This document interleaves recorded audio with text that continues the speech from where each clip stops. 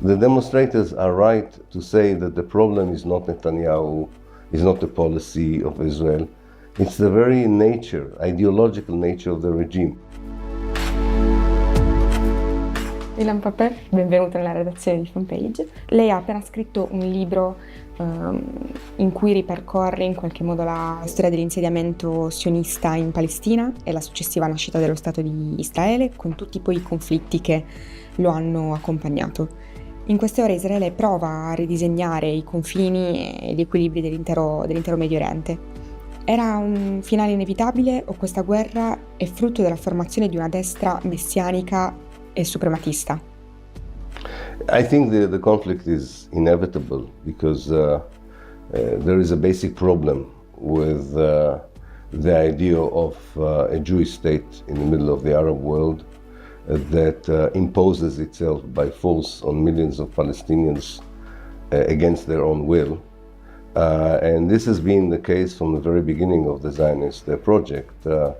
And the problem has not changed. What changed was the method by which the state is trying to impose its will, and the method by which the Palestinians are trying to resist this imposition. But in many ways, we are in the same historical chapter where the idea of creating a European Jewish state in the middle of the Arab world is not working unless you use a lot of force, and when force is not enough, you have to use more force. Unfortunately, nobody right now is offering either for the Israelis or the Palestinians any different scenario how to move into the future. So I think that the fact that a right-wing government is in power in Israel since November 2022 makes it even more difficult to see how we get out of this situation. But they are not the reason that we have now a conflict that escalates into a regional war. We have a conflict like this because the basic issue of creating a Jewish state in Palestine has not been resolved. A Roma nei prossimi giorni si terrà una manifestazione di solidarietà nei confronti della Palestina, in cui si sostiene che un israeliano è un colono. Non la preoccupa questo clima? Non crede che la logica di guerra possa portare alla reciproca disumanizzazione? No, I don't think so. Israel is still a colonialist project today. And as a colonialist project, of course, everyone who is part of it is part of the colonialist project. That doesn't mean that we demonize all the Israeli Jews. We're just saying that the nature of the regime is such that as long as it continues, there is very little hope for ending the oppression of the Palestinians. So I don't think that this is dehumanizing the Israelis. I think this is for the first time articulating clearly who the Israeli or what the Israeli state is about. Many Europeans misunderstood the whole Zionist project. Some of them thought it was a socialist dream. That's why the communists in Italy supported it. Some thought it was the only liberal democracy in the Middle East. That's why the liberal and conservative parties in Italy and in Europe supported it. But they never understood the real nature of this idea that you take by force the country of someone else.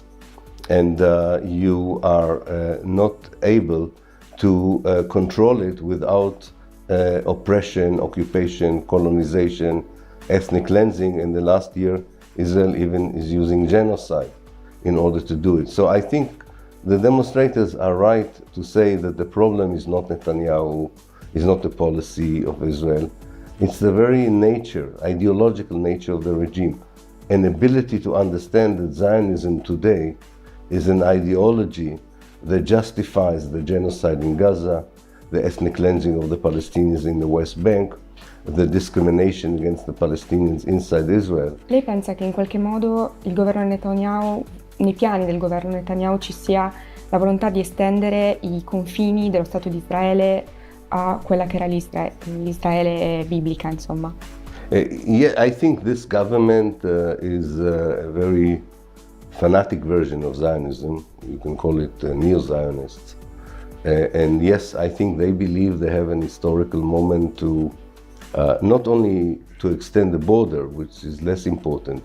They think they have an opportunity to get rid of many Palestinians in order to make sure that what they call Greater Israel, which is Israel today with the West Bank and the Gaza Strip, would be mostly a Jewish state. In fact, they even think that now is the last opportunity to do it. And that's why I'm very worried, because I think they will use even more brutal measures.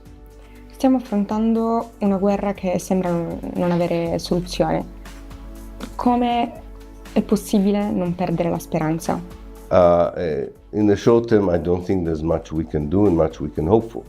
But I think in the long term, there are some positive indications that the whole idea that, to my mind, is the reason for the conflict. The whole idea that Israel has to be a Jewish, ethnic, racist state, otherwise there is no existence for the Jews either in historical Palestine or in the world, is not valid anymore. And I think that if the Palestinian younger generation would retake the leadership in a united way, in a representative way, in a democratic way, it can offer a new way for all of us. I do think that in the long run, historically, Palestine would be returned to the Arab world, would be returned to the Palestinian people. This is a long process, but I don't see the Zionist state, Israel, surviving despite its military power and the huge support it gets from the West. Parliamo del suo prossimo libro che uscirà in Italia con il titolo di La fine di Israele. Cosa vuol dire e che cosa può dirci anche a riguardo? The idea is that whether you are afraid of the end of Israel or whether you want Israel to end, you have to discuss it, because this is a realistic prospect. The whole Israel belongs to an area where the European idea of a nation state is not working. It's not working not only in Israel, in Palestine. So I think this is an important conversation to have before it happens. Sometimes if you have the conversation after it happens, it's too late, and what you have instead is chaos, violence, as we can see in Syria. A failed state can continue to exist for 20 to 30 years, and the people living there are suffering from violence and chaos. So I suggest in this book that the idea of replacing Israel today with a democratic state is a very positive, moral, but also practical idea, because it has an historical model that already existed in Palestine, and it is a model based on the principle of equality and democracy. It is a model that many Palestinians agree to.